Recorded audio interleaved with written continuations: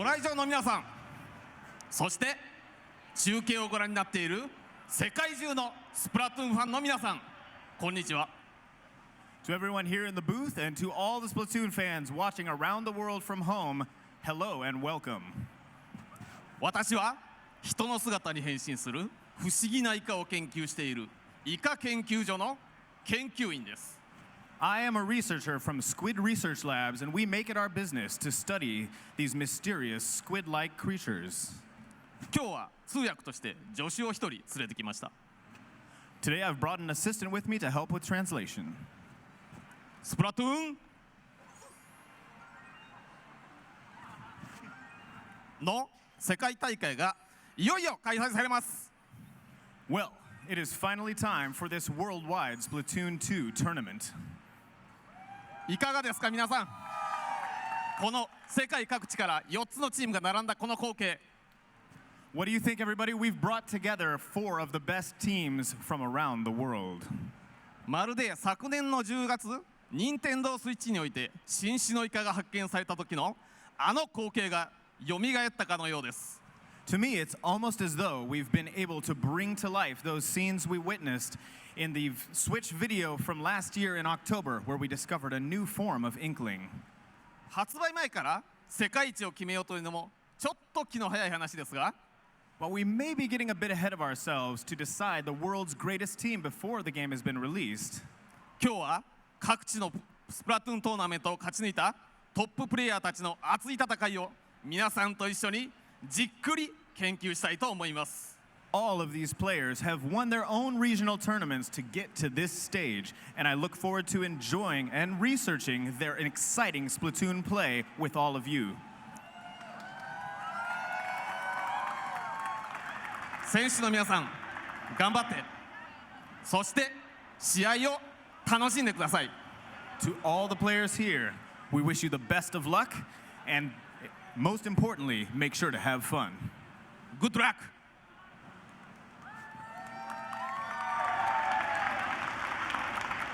Since release in 2015, Splatoon has become an international phenomenon. Teams have battled, they've splatted, and they've made it rain. The best squid squads have fought their way to the top, and now that the ink has settled, the turf has been won, 4 teams are left swimming. Team Dynamo, Rising Moon, Blue-Ringed Octolings, and Team Deadbeat. Now they've descended onto the City of Angels to take part in the first ever 2017 Splatoon 2 World Inkling Invitational, with the hope of getting their hands on the most beautiful piece of metal in the world. An award so perfect, it stands as a beacon for squids and kids all over the world. An award etched with the names of players that will make history today. A trophy with a name so splatastic, it will be remembered throughout the ages. The one, the only. This just says insert trophy name here. You need a name for the trophy. Every good trophy has a name. Oh boy, here it is. The Splatoon Sterling Squid. So who will be crowned the greatest Splatoon players on Earth? Get ready to splat!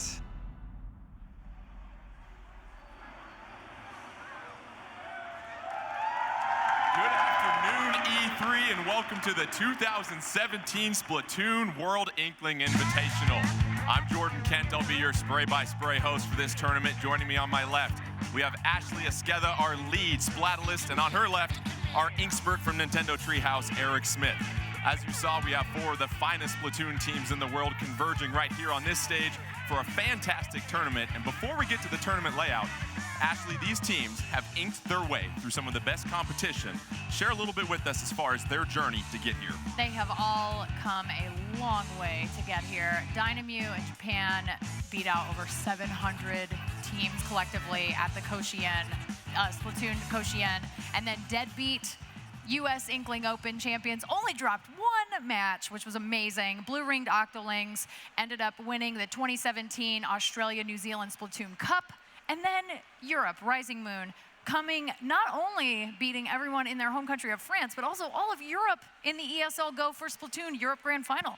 Very impressive resumes for all of our teams. And Eric, why don't you share with the folks how things are going to get started with this tournament today? Sure thing. We're going to start with a round robin where each team will play each other once.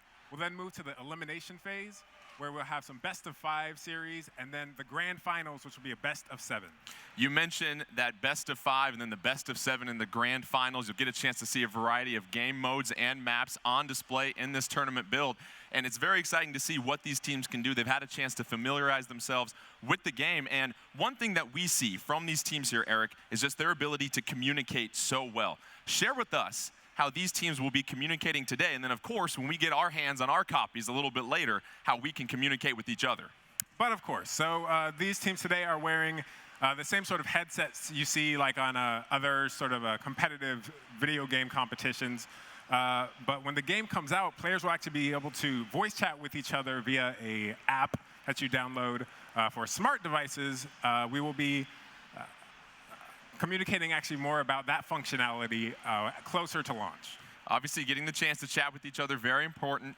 And Ashley, we get started with Turf War here. It's how we all fell in love with Splatoon at the very beginning, our very first introduction to it.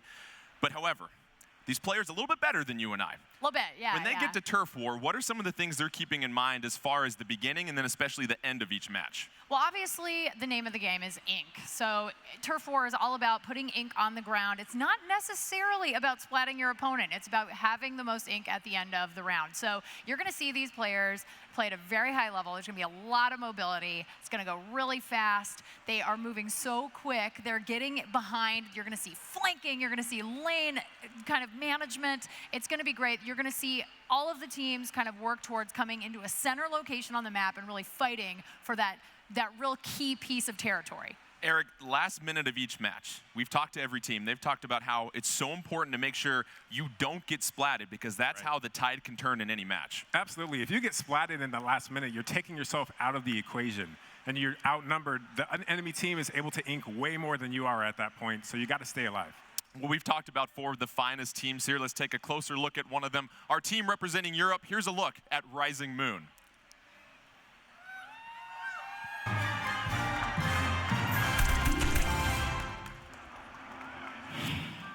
Stonehenge, Easter Island, Roswell, Rising Moon. This team, comprised of so-called Europeans, has traveled to Los Angeles to compete at the 2017 Splatoon 2 World Inkling Invitational. But where did they really come from? Anonymous sources trace their origins back to the mysterious place called France. These alleged shapeshifters have adopted the guise of a polite demeanor, yet beneath that facade lurks some of the most intense, cryptic, and enigmatic gamers looking to dominate the competition and the competition's children. Binks is an unhinged maniac with the blasters, and the mainstream media doesn't want you to know that after achieving rank of S+99, he immediately devoured his controller. I did achieve S+99, but I did not eat my controller. Why would anyone do that? The real question is, why wouldn't anyone ever not do that? Cebu, Boy. It's Cebu. If I'm not mistaken, that's an ancient Mayan word meaning government covert government operative. I don't think that's actually true. How much are they paying you to say that? Nobody's paying me. How much? The one known as Cebu supposedly once annihilated 7 Inklings in 20 seconds. Then there is the one that message boards have dubbed Inky. This one has a reputation for lording over his minions in tower control. You know, I'm just here to have fun. If we win, we win. If we lose, we lose. And if you're exposed as an Inkling race looking to achieve global Splatoon domination, Then we win? At least 12 anonymous message boards have designated Desai as a Charger fanatic who has played over 3,400 hours of Splatoon. We're just here to have a good time and play Splatoon. We just love the game. And you have an insatiable thirst for the ink of your enemies? No, we'll just play them and hope we win. It might look like Rising Moon is just an ordinary team who simply loves to play Splatoon. But they won't pull the wool over my eyes. Wait, did you see that? Did you see his eyes? Come back here. I knew it.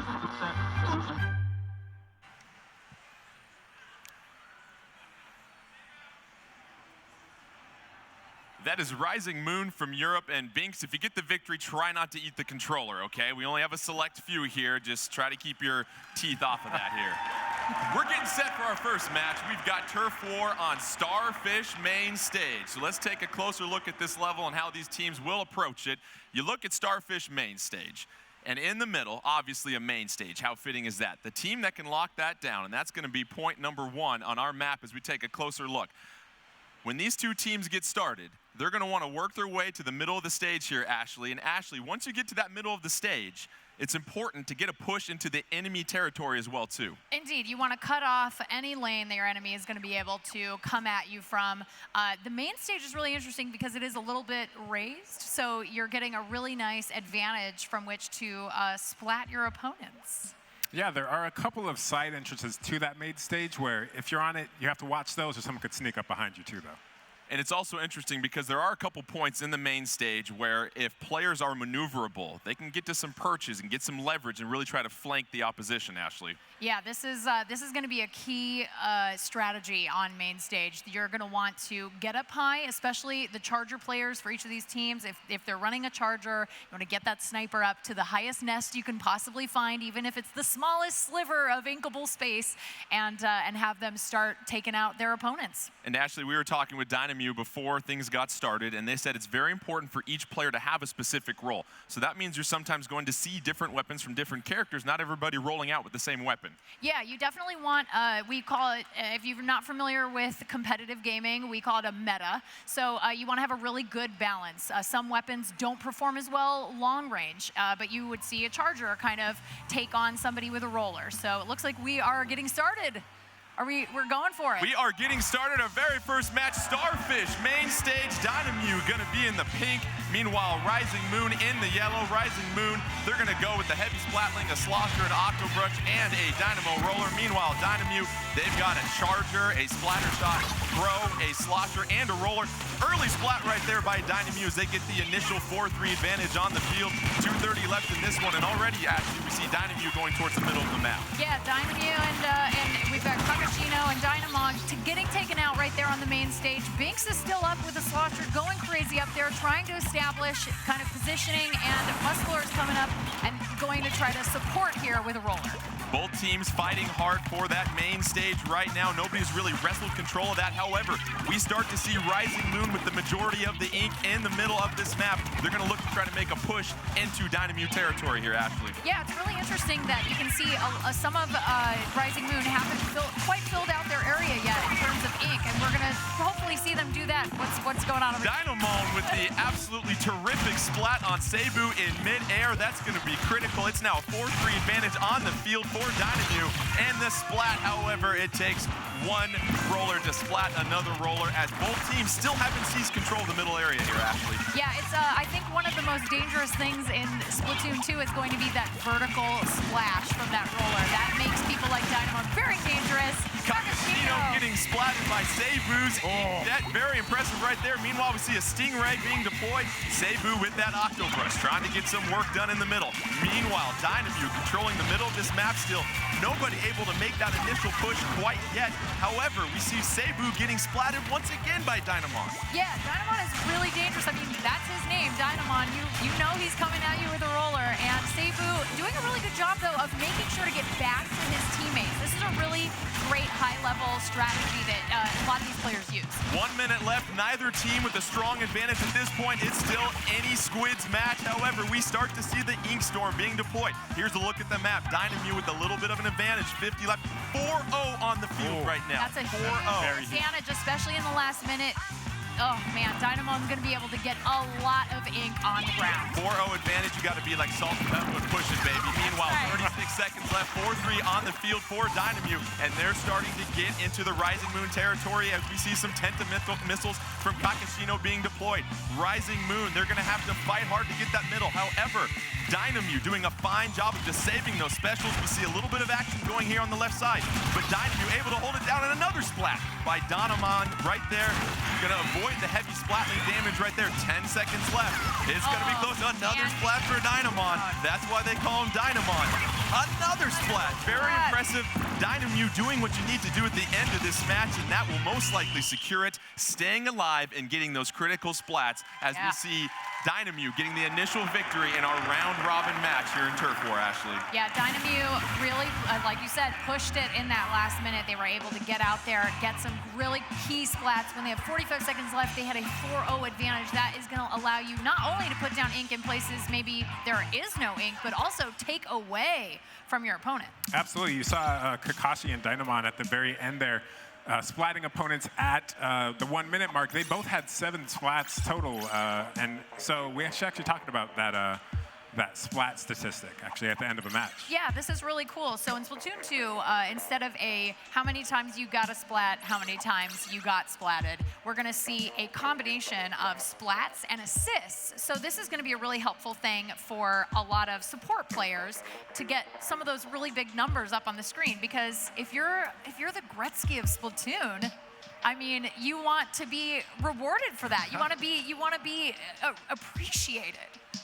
We saw midway through this match, nobody really had the advantage. It wasn't until about the 1 minute mark that Dynamute was able to get that initial hold, and it was all on that 4-0 advantage that they used right there, Eric. By the way, terrific job on the camera. We Thank you very very much. much. Eric made sure that we get a great view of the field right there. But looking back at this match and some of these critical moments as we look at our instant replay, Dynamon going to be able to use that roller down below, going to avoid the stingray, get the splat, and then yes, a 2-on-1, that's always going to work out well for the team with more squids on the field at that point, Ashley. Absolutely, and Dynamon so good at being able to jump out of hiding and use that vertical splash to just wreck people, and it's really fantastic how he's just out there just popping out from behind a corner. I mean, I know if I ever saw Dynamon out in Inkopolis, I would not want to be on the receiving end of that roller. You want to be friends with him. Yeah, that's right. That's right. You want to befriend Dynamon. Let's take an early look at our standings as we just got done with our first match in round robin play. You see Dynamute at the top with 1 victory. Meanwhile, Rising Moon 0-1. It's okay. We still love you. You got plenty of matches to play.